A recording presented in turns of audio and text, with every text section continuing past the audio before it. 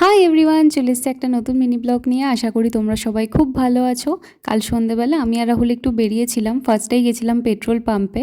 ও এখানে গাড়িতে হাওয়া দিচ্ছিল, তারপরে পেট্রোল রিফিল করলো।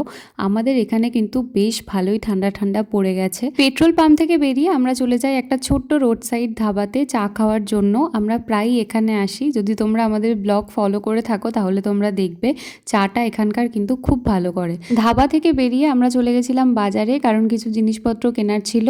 আর স্পেশালি গেছিলাম এগরোল কিনতে, কারণ কালকে মা বলেছিল যে এগরোল খাবে।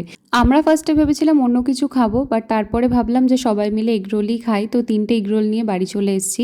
দেখো মা এখানে খাচ্ছে। আর এগরোলের সাইজ যা ছিল, বাপরে বাপ, কালকে ডিনারে ওটাই খেয়েছি আমরা।